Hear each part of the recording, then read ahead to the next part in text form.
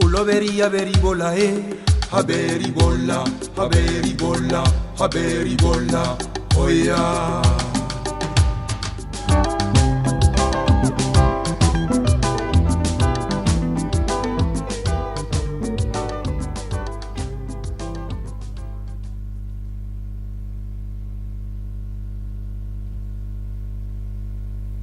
Arratsaldeon, dena ez da, bai. Arratsaldeon guztiei, eta lehenik eta behin eskerrik asko Sabino Arana Fundazioaren izenean, ez da entzuten? Bueno, arratsaldeon, bai, orain bai. Arratsaldeon guztiei, eta lehenik eta behin eskerrik asko Sabino Arana Fundazioaren izenean, hemen gurekin egoteagatik. Eskerrik asko, quería dar Edmundo, Anacleto, eskerrik asko por estar esta tarde con todas nosotras y nosotros.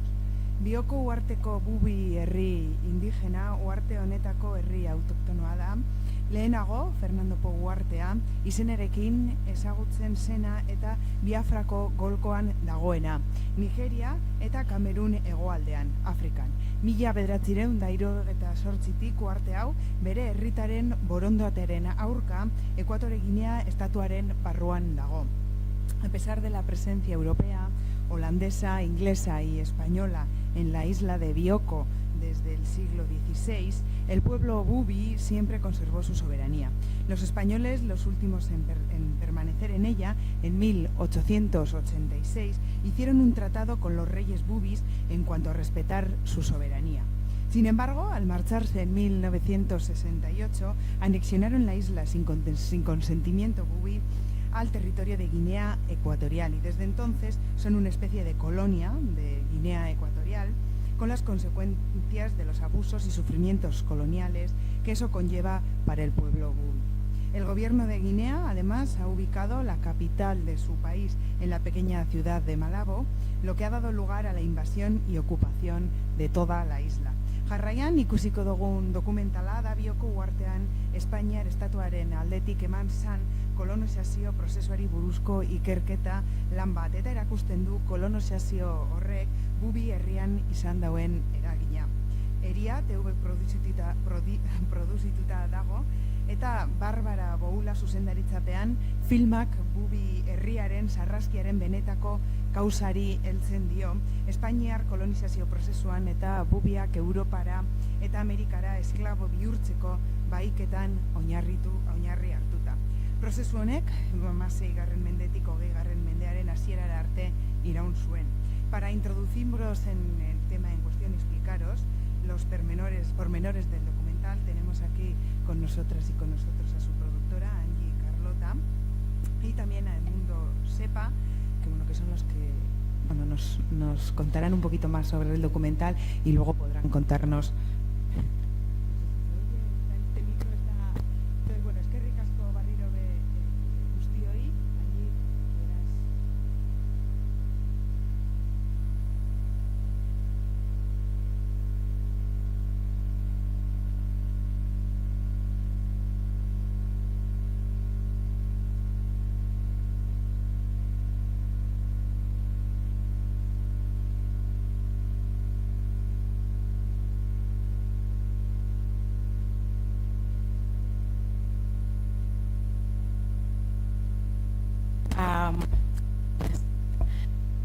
Quería dar las gracias a la Fundación Sabino Arana y a su presidenta Mireia Zaracete por abrirnos esta ventana para dar a conocer nuestro trabajo.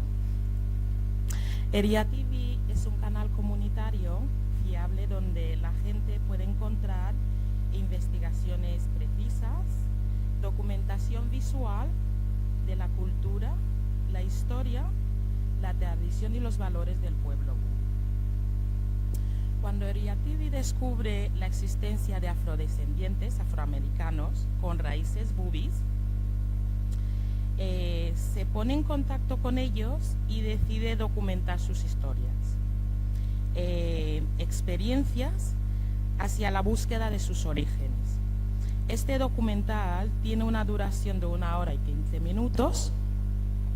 Esperamos que lo disfruten y después de todo pues estaremos dispuestas a contestar sus preguntas. Lo hemos hecho con mucho amor, espero que lo puedan apreciar. Muchísimas gracias.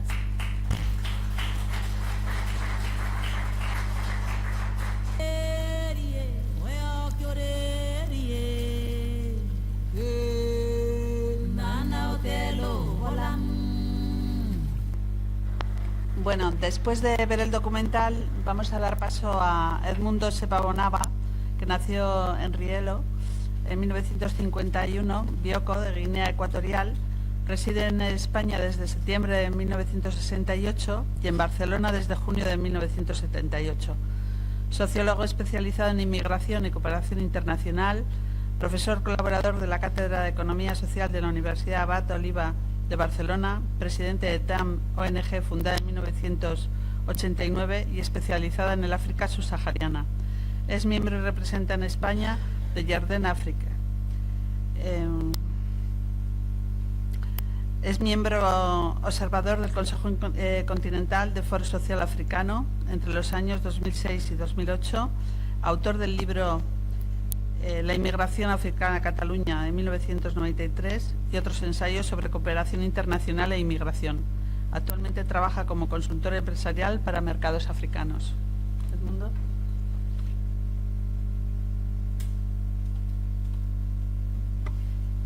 Bien, buenas tardes. Muchísimas gracias a la Fundación Sabino Arana. ¿Se me oye? Muchísimas gracias a todos ustedes, todas y todos ustedes. Quiero decirles solamente una frase, yo como Bubi, que ustedes nos están abriendo una puerta con la que yo jamás soñé. Somos un pueblo, yo lo defino como perdedor entre los más perdedores, el más ignorado, el más ninguneado. Pero aquí ustedes hoy nos dan un espacio para poder hablar. Es emocionante. Estamos contrayendo una deuda con ustedes que es impagable. No lo vamos a poder pagar nunca. Yo como persona, aunque sea barer, si alguna vez puedo ayudar algo a este pueblo vasco, estoy a vuestra disposición.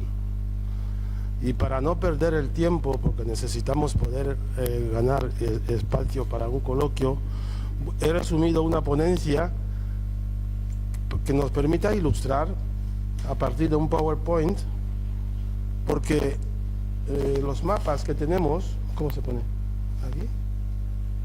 O sea, perdonen, soy bastante torpe en las nuevas tecnologías, lo confieso.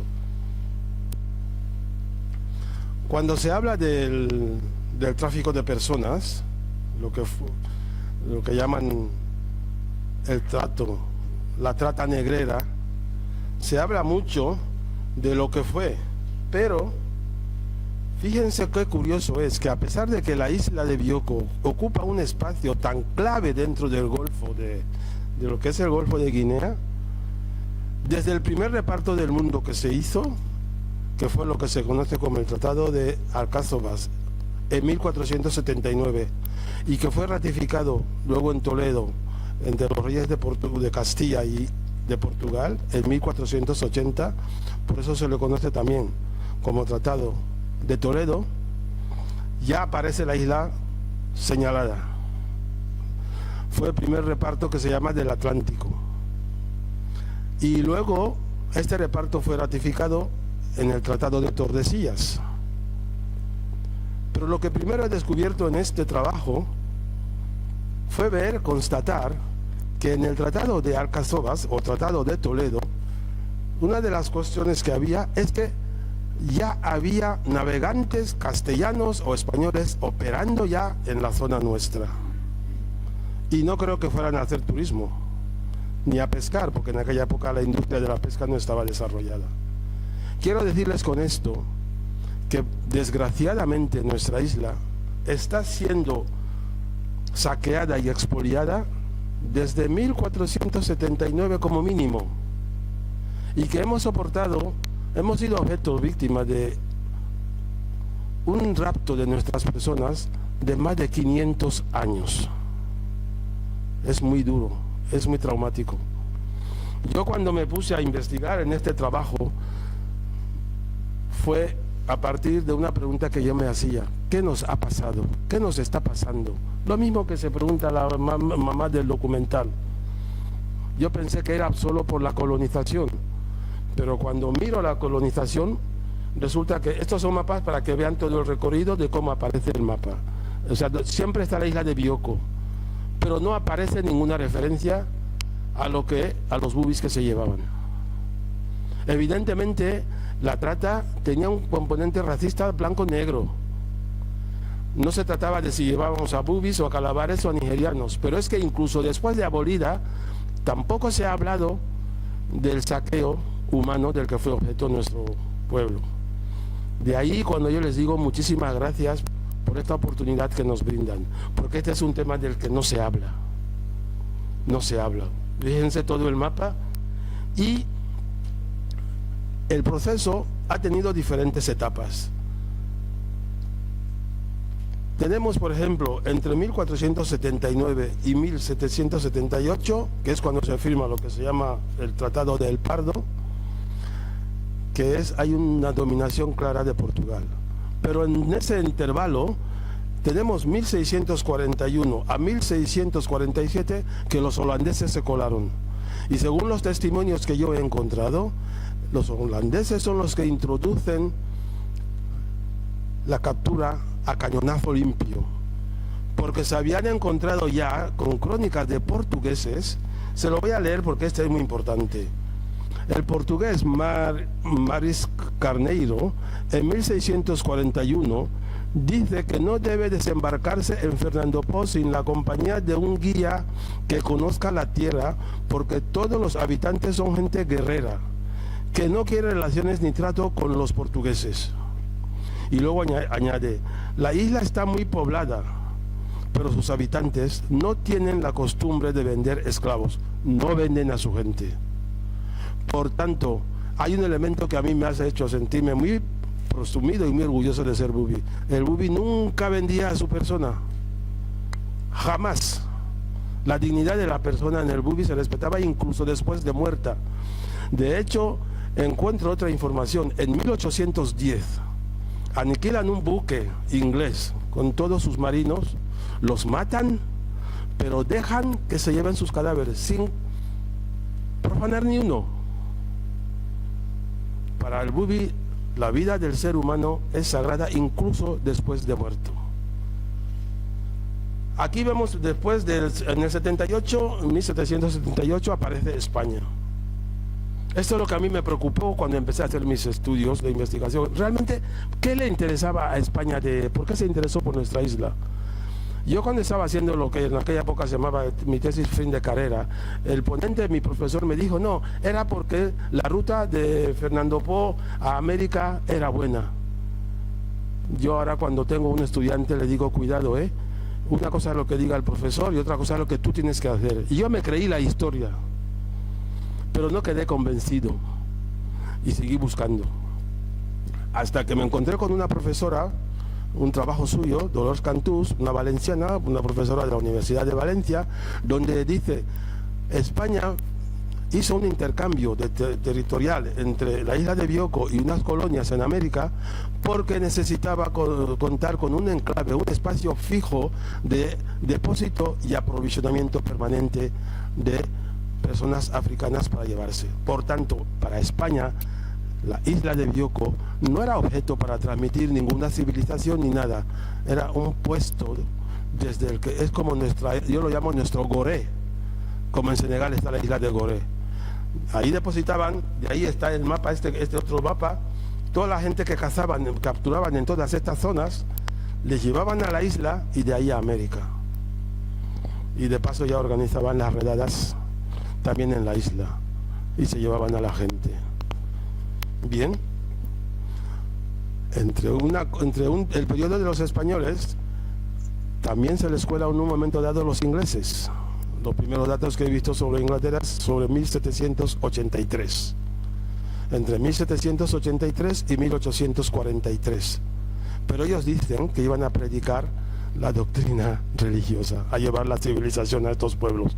Pero rascando me encuentro con el testimonio de un geógrafo, un texto de 1846, donde sí que dicen claramente lo que quieren.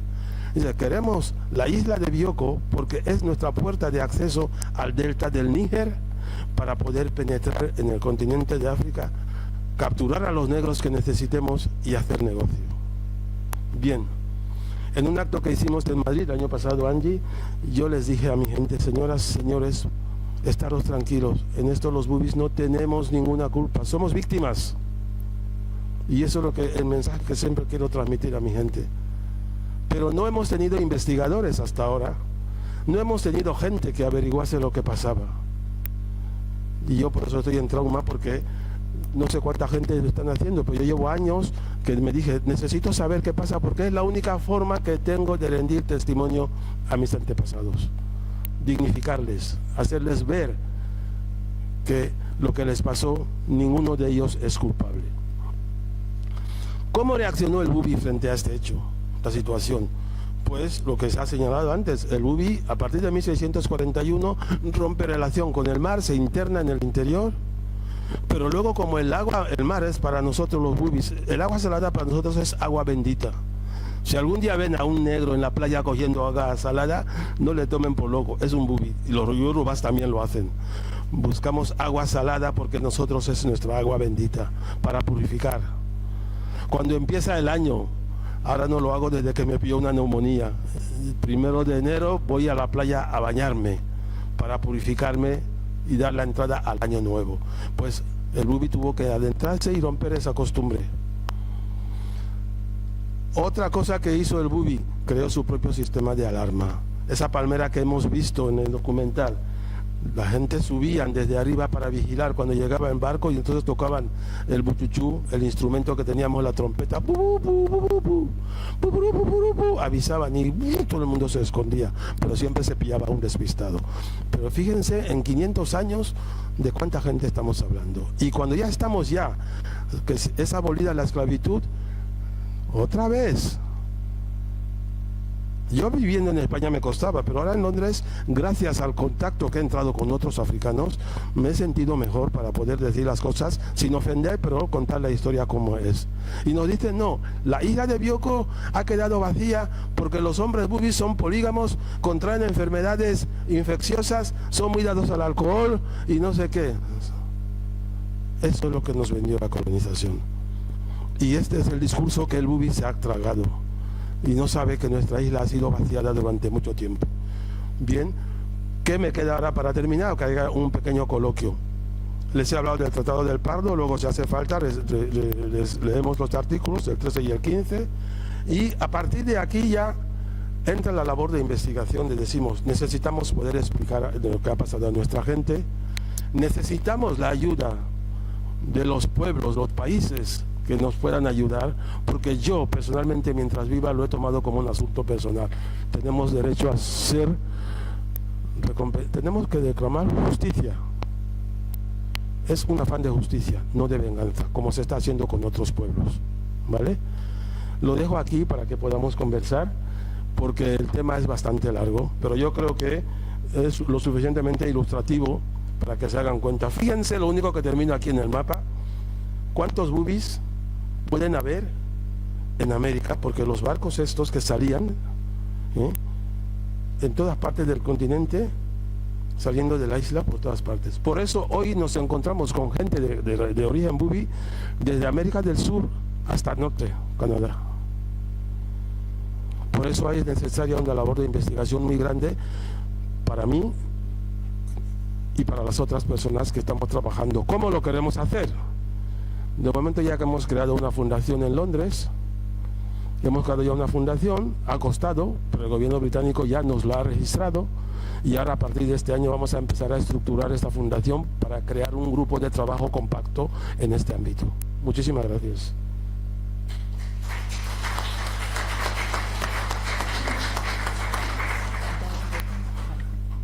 Bueno, una de las preguntas es ¿Puede hacer algo la comunidad internacional para cambiar la situación del pueblo bubí? Sí, porque existen las campañas, por ejemplo, ya les digo yo, el hecho de, ahora casi vivo en Londres, por eso esto ha permitido afianzar nuestra relación con Angie, de trabajo. Existen las campañas de reparación por los pueblos esclavizados. Pero nosotros hemos tenido un problema, que no teníamos un órgano de interlocución.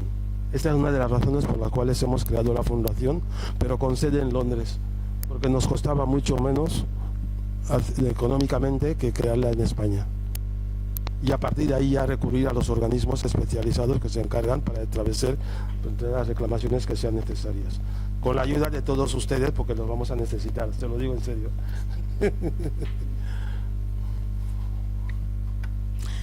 Sí, como dice el señor Edmundo, estamos trabajando en la fundación SCWERA para que podamos ir contando con nuestros hermanos, los descendientes, podamos ir trabajando y que todos los que hay en Brasil nos hemos encontrado, hay muchísima gente que son descendientes del pueblo bubí.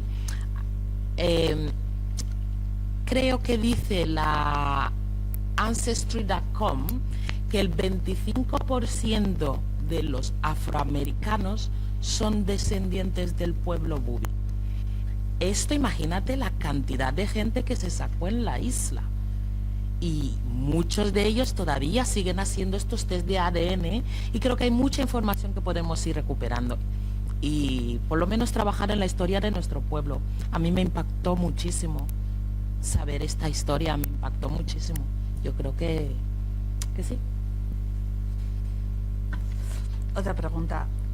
¿Cuál es el estado de la lengua bubí actualmente?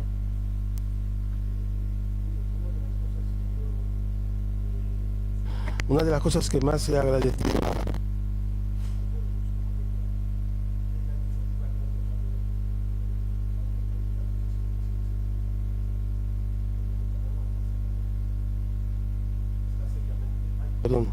nuestra lengua está seriamente amenazada, pero de verdad.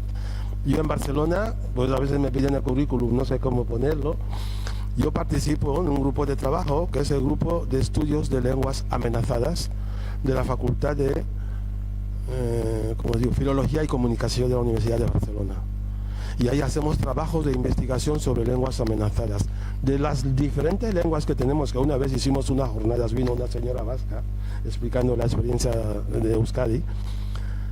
De las diferentes lenguas que hemos encontrado, de las que estamos intentando trabajar, la más seriamente amenazada es la bubi. Entre otras razones, porque no se conoce nada del bubi.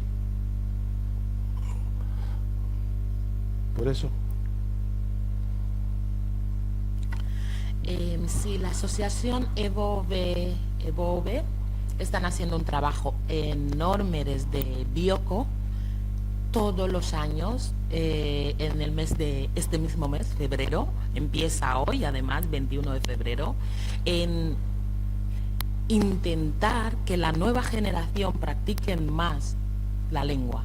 Yo es algo que he perdido, porque yo no, hoy en día estoy haciendo el esfuerzo, porque no es lo mismo saber esto desde pequeño, practicar tu idioma, a que estés aprendiendo tu idioma a estas alturas. A mí me cuesta pensar en bubi, porque toda la vida he hablado español. Entonces, creo que estamos trabajando mucho y necesitamos de todos los bubis que hay en la diáspora, por favor. Participar en este trabajo es un esfuerzo muy grande que se está haciendo para que nuestros descendientes, las generaciones que vengan, puedan practicar esta lengua, porque se está perdiendo y es una gran pena. Sí. Bueno, otra pregunta que aparte habéis respondido. ¿Qué hacen desde la diáspora para conservar la lengua y las costumbres bubis? Yo hablaría de dos aspectos. Desde el punto de vista formal, que es el que es visible de cara al público, que yo siempre en sociología cuando hablo de lo que es sociedad formal y sociedad, la parte que no se ve. Desde la parte que no se ve, de cara a la sociedad, eso pasa mucho con todos los grupos africanos, hay una fuerza bastante importante en la práctica de intentar hacer las prácticas tradicionales. La parte que se ve son las entidades que se han creado, asociaciones culturales, de grupos de personas que están trabajando todo lo que es la difusión de la cultura, y luego está la otra parte de personas, como es el caso mío, que nos dedicamos a la investigación. Lo que a mí me está preocupando de momento es que de momento no hay coordinación en el trabajo, ¿eh? Y esa es una de las labores hacia las que vamos, y esa es una de las labores en las que yo creo que EriaTV está jugando un papel muy importante, porque de repente se está convirtiendo en el canal de referencia para la gente bubi y gente no bubi que quieren conocer, porque la calidad del trabajo que está haciendo es bastante bien valorada. La verdad que nada que decir, lo ha dicho todo, sinceramente. Y gracias a él, todo el trabajo que parte de EriaTV que estamos haciendo es con el apoyo del señor Edmundo Sepa. Sí.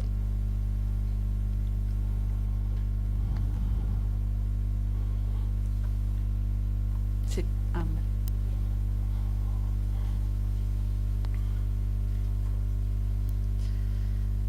¿Qué extensión tiene la isla y en qué situación está el autogobierno? Vale. Vale, es que recasco. La isla tiene una extensión de 2.000 kilómetros cuadrados, dicen los libros. El concepto autogobierno fue borrado porque desde la independencia, que fue proclamada la independencia de Guinea Ecuatorial, se creó un estado centralizado, jacobino totalmente, modelo de estado jacobino totalmente. Por tanto, el concepto autogobierno no existe en el bubi desde hace mucho tiempo. Es de las cosas por las que los que más están militando en política es lo que se está reclamando. Por tanto, cuando aquí ha hablado Angie antes de que realmente ahora, es que es muy duro decirlo, pero es así. Nosotros hemos pasado de una colonización a otra. En este momento el bubi está ninguneado. Existe lo que yo llamo mucha bubifobia.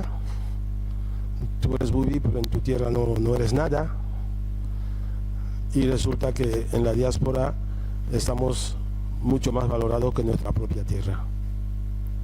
Y eso es lo que quizás nos tiene más traumatizados, porque ese sueño de querer decir voy a mi tierra a pasar un tiempo allá, dependiendo de quién se trate, te ponen tantas pegas. A mí una vez me negaron el visado de entrada al país y fue duro.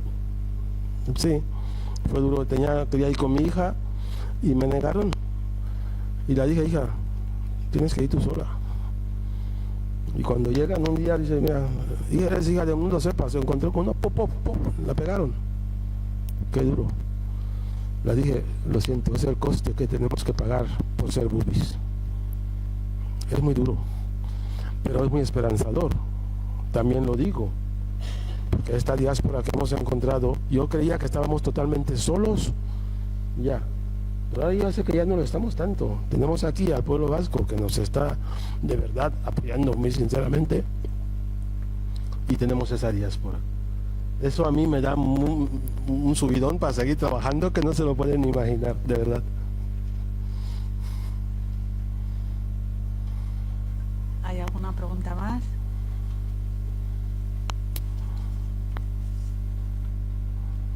Sí, hola, muchísimas gracias por la conferencia.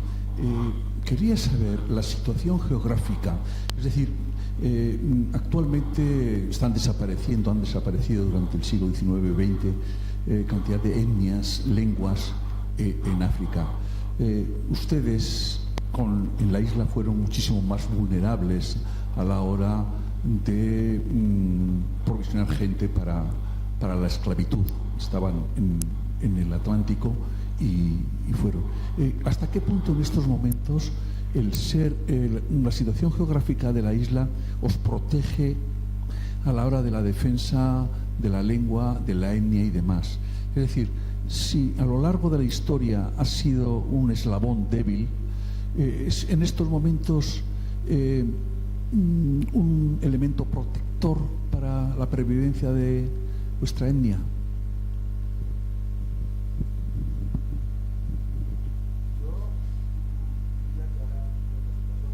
La habilidad es mayor. ¿Por qué? Le voy a explicar por qué. Porque cuando España se hace con el control de la isla, ya les digo que he tenido que resumir la ponencia, pero ya en 1778, cuando va la expedición del conde Argelejos para hacer toma de posesión de la isla como territorio español, ya se encontró con resistencia de bubis, porque el bubi era muy acérrimo, el bubi era muy guerrero. Ahora nos llaman cobardes, y eso es lo que quiero oír. ¿Qué pasa? Empiezan a eliminar, esperaron que se muriera el rey Moca, que le respetaban. Después entra Ebuera y Malabo. Malabo es el que ya se fue prestando al contacto con los colonos. Y entonces Ebuera, Sasi Ebuera, dice, este no es el mandato que dejó el rey Moca. Y le da un golpe de estado a Malabo, le quita del puesto. Y entonces vienen los españoles, arrestan, detienen a Ebuera, se lo llevan preso hasta que muere. Después de ahí, a partir de 1907, España empieza a instalar lo que llaman comandancias de puestos militares, que yo lo llamo puestos de ocupación militar. Instala campamentos, y en estos campamentos no hay ningún bubi. Primero empezó con crumanes y luego empieza a traer gente fan, que yo digo, fue ahí donde se inicia el proceso de empoderamiento del fan, armándole. En 1910 hay otra revuelta en Lubá, que lo acabamos de publicar estos días, Lubá. Le retienen, lo matan otra vez y le retiran a los bubis, les obligan que devuelvan todo el que tenía una escopeta que la devuelva. Incrementan el número de puestos de comandancia de puestos.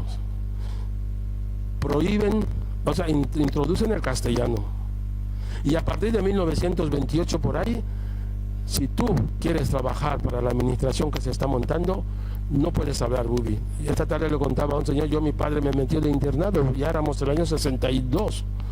Y en el colegio, si tú hablabas en bubi, te ponían de rodillas, con los libros así, cara a la pared. Así es como nos fueron apartando del uso de nuestra lengua.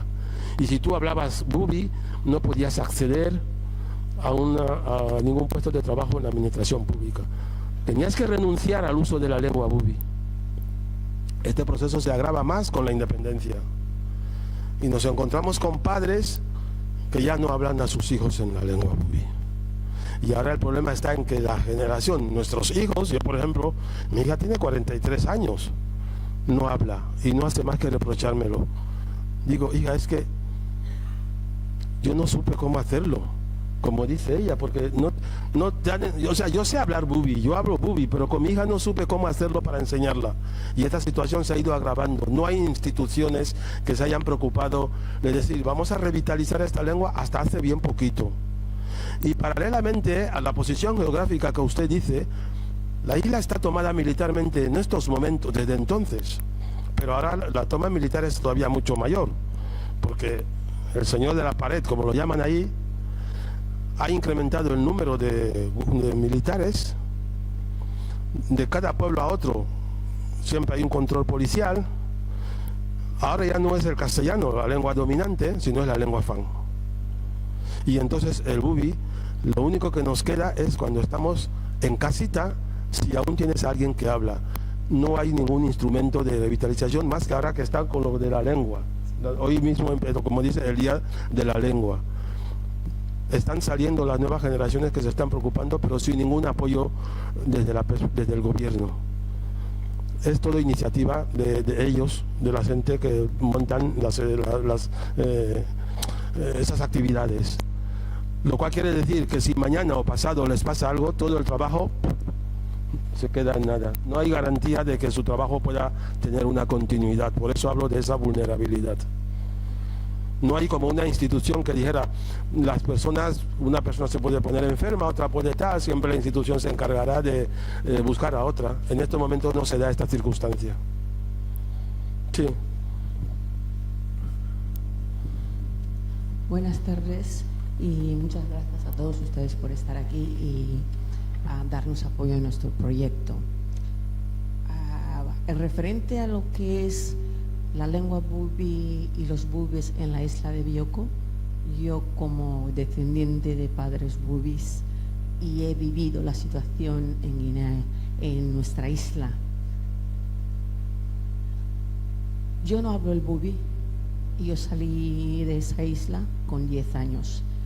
Mi experiencia personal fue el acoso que teníamos constante de las fuerzas de seguridad que patrullaban los poblados con metralletas y nuestros abuelos les daban miedo a hablar con nosotros en nuestro lenguaje, porque siempre decían, si mencionaban el nombre de el personaje de la pared que estuviera en ese momento al mando, los niños podíamos delatarlos, porque en concreto el nombre Macías no se podía pronunciar en las casas.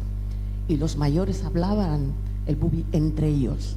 Los niños nos echaban cuando tenían que dialogar y criticar sobre el sistema. Nos hablaban el pichi y nos hablaban el castellano.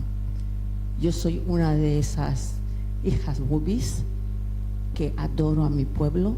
Me siento avergonzada por no saber mi idioma, pero no por ello bajo la cabeza cuando otros bubis me dicen, ¿no te da vergüenza no hablar tu idioma?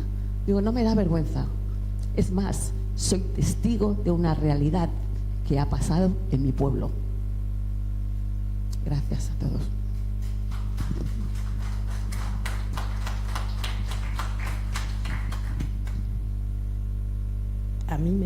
Yo soy también una hija bubi que creció fuera del contexto de la sociedad bubi. Desde los 6 años estuve fuera, pero no voy a hacer referencia a eso. Bueno, por eso no hablo bubi. Hablo un poquito porque he puesto empeño en volverlo a aprender, en volver a mis raíces, y una de las exigencias para mí era aprender la lengua. Un poco hablo. Pero de todas formas yo quería hacer referencia a lo que es el tema de la lengua bubi actualmente, como se está viendo. Es verdad, en 1983 terminé la carrera, en 83 o 84 terminé la carrera, soy filóloga inglesa, y a mí me hacía muchísima ilusión tratar la incidencia como hay que matricular algo del inglés. Cuando haces filología inglesa tienes que meter algo de inglés sí o sí. Entonces yo quería meter la incidencia del bubi en el pidgin hablado en Guinea, en la isla. Y claro, los profesores, yo soy de Salamanca, cuando presenté el tema de la tesina como se queda, es que no sabemos, es que el bubi, es que tal, y bueno, tuve que cambiar un poco y tuve que hacerlo del pidgin hablado en Estados Unidos, en algunas zonas de Estados Unidos y tal. ¿Pero por qué? Porque cuando recurrí a internet, que entonces no estaba tampoco tan, busqué información sobre el bubi, no había nada. Entonces no había nada sobre el bubi, era solamente hacía referencia que es una lengua bantú hablada en la isla de Bioko, que por estar aislada pues ha quedado allí. Es una variedad quizá la más ancestral de la población bantú que ha ido emigrando, ¿vale? Fue la única información que pude encontrar, y después había también un montículo en no sé qué parte de América que se llamaba bubi. Solamente encontré eso, con lo cual el tema tampoco podía desarrollarlo, tuve que hacerlo con referencia. Pero hoy en día, ¿cuál es la situación de la lengua? Es verdad que hay muchos muchas personas que no de nuestra generación y nacidos en la diáspora que no hablan bubi, pero se está haciendo gran esfuerzo por esa lengua, por esa cultura. Eriativi está allí, hace trabajos interesantes. Hay personas que el señor que está allí sepa, Justo Bolequia, hay una asociación que se llama Oluita, es el encuentro de jóvenes bubis, todos los años se hace en alguna parte de España, y que hemos tenido la dicha de recibir a algunos de esos bubicanos que llamamos, de bubis americanos, han estado uniéndose a nosotros para celebrar. Entonces, desde esas por internet, por Facebook, tal, se están dando clases de bubi. Hoy en día buscas bubi y ya se encuentra información. En 1983-85 yo no pude hacer nada sobre el bubi porque, aparte de que lo conocía, de que no lo conocía entonces, porque no había ninguna información, pero hay un renacimiento y que hay que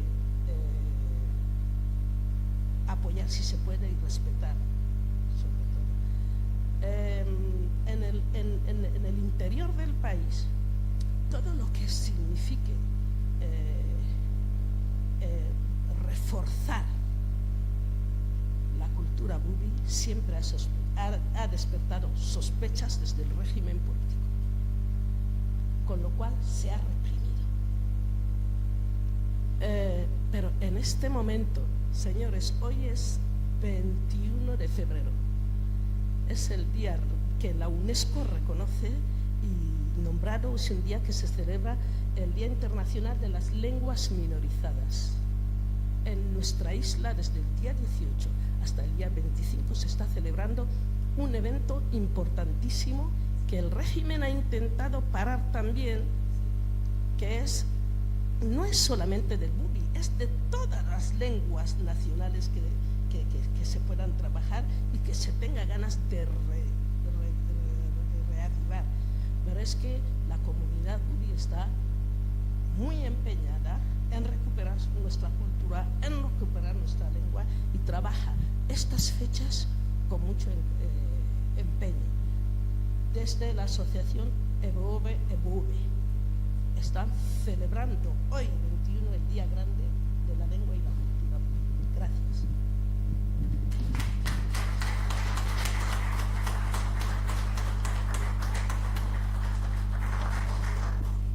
Esto es una pregunta para Edmundo. ¿En la actualidad hay reinados bubis? ¿Los bubis conservan esa monarquía, si se puede llamar así?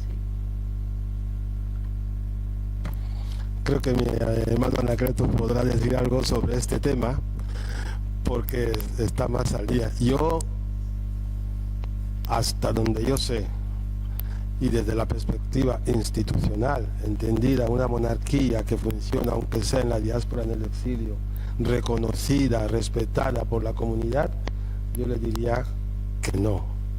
Lo que sí hemos encontrado son descendientes.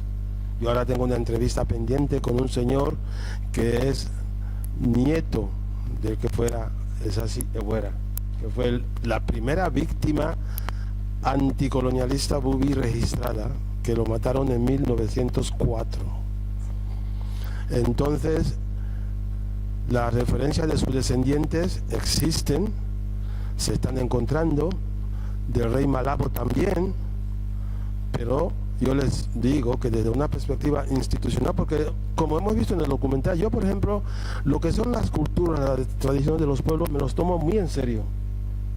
Sea pueblo bubi, sea el pueblo vasco, sea pueblo gallego, sea pueblo catalán, porque para mí la cultura de un pueblo es su existencia. Entonces, si no lo respetas, no tienes nada que hacer, no haces nada. Y esa cultura, la manera que se mantiene, es decir, por ejemplo, nosotros teníamos un reino, necesitamos que estos descendientes se pongan en marcha, pero yo, desde luego, quizás es por mi disciplina, y yo soy muy exigente. Usted no me venga con decir porque es descendiente del rey Malabo, yo ya le tengo que decir pleitesía. Entre otras cosas, porque en el sistema monárquico bubi, la sucesión no va directamente de padre a hijo. No era así. La relación en la sociedad nuestra bubi, el poder no lo transmite. Aquí se ha dicho una frase que me ha gustado cuando se ha hablado de la espiritualidad bubi. Son los espíritus, teníamos los grandes sacerdotes que dentro de la familia son los que designaban quién tiene que tomar el cargo de relevo a la siguiente persona. Pero ahora nos salen elementos que dicen soy descendiente de tal, y yo, para mí, no lo están haciendo bien. Lo cual no significa que esté mal, porque están haciendo recuperar una memoria. Pero por favor, ya que os habéis puesto, intentar hacerlo bien. Es lo único que yo puedo decirle. Pero, insisto, yo creo que mi hermano puede decir algo en ese sentido. Bueno, muchas gracias, Edmundo, pero bueno, la verdad es que el protagonismo os corresponde a vosotros. Lo que los reyes bubis eran, el reinado bubi era como una especie de reinado federal, más bien de carácter espiritual que de carácter político. El rey era una persona, o sea, se le nombraba y era el primer servidor del pueblo. Cuentan que cuando Bonelli fue en 1830, no sé, 1800, cuando fue Bonelli a Fernando Po, se entrevistó con el entonces rey Malabo y le transmitió que el rey de España le iba a dar prebendas y que le iba a coronar como rey. Se negó, lo negó rotundamente. No podía aceptar estar por encima de sus súbditos. Así que el reinado era más bien espiritual que político o militar, porque el poder político, aunque el rey era la cabeza del ejército, el siguiente, que es el buita, es el que se encargaba del tema del ejército. El último rey que yo sepa, que sería el rey, se llamaba Mariano Riopo, era de Basupú, y Macías mandó matarles. Entonces, todavía hay gente, hay bubis que son monárquicos, hay varias líneas dinásticas y se podía buscar, incluso ya a mí me consta que en una parte de la isla ya se ha dicho quién va a ser el rey, pero también están los descendientes de Buera, los descendientes de Malabo, pero esto es una cosa que suele ser una elección prácticamente a nivel de poblados y consultando cómo son estas cosas con los sabios de la isla.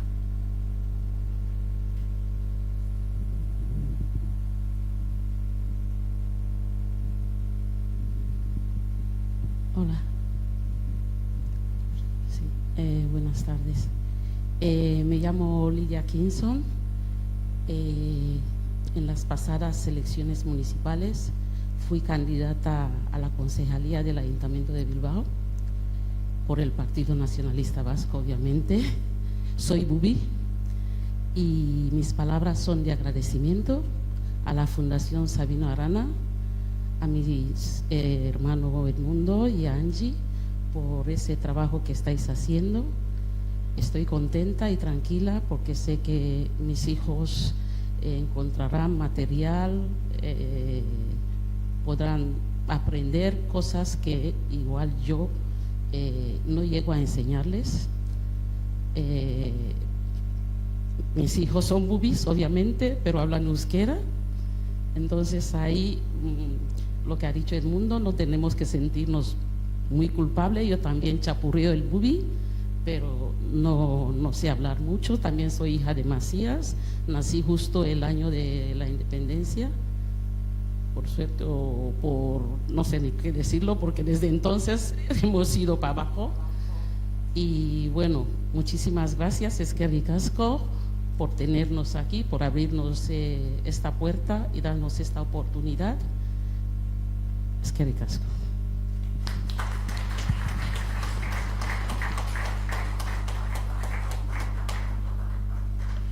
Bueno, Eskerrik asko, muchísimas gracias. Sí, por supuesto. Permítame solo 2 minutos de despedida. Yo soy una persona que procuro afrontar todas las situaciones buscando el lado positivo. Entonces, como les he dicho, para mí de aquí salgo con un buen subidón. Sé que el trabajo que estoy haciendo tiene un cierto interés. Allá la señora ha hablado de su experiencia en Salamanca. Pues yo le voy a decir a usted que mi trabajo España en la isla de Fernando Poo tardé 15 años en poderlo publicar. Porque lo entregué en Cooperación Española en el año 91 y lo tuvieron 8 años. Hasta que un día, y luego también se lo decir una cosa a mi hija, señoras, señores bubis, por encima de todo el espíritu bubi es libre. Y un día cogí, desde Barcelona, me fui a Cooperación Española, devolverme mi original. Kibu-i, como se dice en bubi, Kibu-i, lo recuperé. Lo llevé a mi casa. Ha sido muy duro y de paso quiero hacer un homenaje a las mujeres. Llego en casa y mi mujer, ¿qué pasa? Mujer, ha pasado esto. Y me dice, no te preocupes, saldremos. Lo llevé a otro, tampoco. Al final me dije, si has de ser lo último que haga en mi vida, pondré mis ahorrillos y publicaré este libro. Que mi pueblo se entere, porque no sabemos nada de lo que nos ha pasado. Pero hago esta mención, es decir, cuando yo hago algo, los bubis no tomábamos nunca una decisión sin el visto bueno de nuestra esposa. Hoy en día, la colonización nos ha machacado, han hecho que nuestras mujeres pierdan protagonismo. Hoy en día no estaríamos aquí si no es por una mujer que se llama Angie. Fíjense lo que significa la mujer bubi. No estaríamos aquí si no es por ella. Y yo la estoy diciendo, tú vas a ser una gran referente de nuestro pueblo. Ella me anima también, pero también les voy a decir una cosa. Esto que estamos hablando, que a mí me dicen, no, es que el mundo está muy rencoroso. No. La UNESCO, en los años 60, estableció un mandato de reescritura de la historia de África. Tenemos que reescribir la historia de África con la participación de los africanos. Y nosotros, bubis, tenemos que reescribir nuestra historia con la participación nuestra. Cada persona de ustedes que tenga, aunque sean 10 folios, que los escriban. Ya veremos qué hacemos después con ese trabajo. No podemos permitir que nuestra gente que viene detrás sigan flotando como hemos flotado nosotros. De ahí donde yo hablo de la responsabilidad intelectual y moral. Y esta reescritura de la historia va a ser posible gracias a instituciones como ustedes que nos permiten hablar y decir, a mí me gustaría que si en otro momento hay un foro, si algún vasco quiere participar, también que participe, porque tenemos que reescribir la historia de cómo se han desarrollado estas relaciones, de por qué estamos y por qué hemos llegado hasta donde estamos. Si no, siempre va a ser una repetición, una falsificación. Yo, por ejemplo, yo admiro mucho al pueblo vasco, no de ahora, hace mucho. Yo he aprendido de algo de los vascos, ese espíritu que es impresionante cuando lo ves desde fuera, el pueblo vasco, es impresionante. Yo se lo digo a ustedes. Y es de los pueblos que yo aprendo, el pueblo vasco y Cataluña. Por tanto, lo que les quiero decir es que no salgamos de aquí pensando en lo trágico que ha sido, sino en esa oportunidad que se nos nace de poder hacer un trabajo conjunto y que va a poder llegar a la sociedad con un contenido totalmente diferente. Es Caricasco. Muchas gracias. Caricasco, muchas gracias.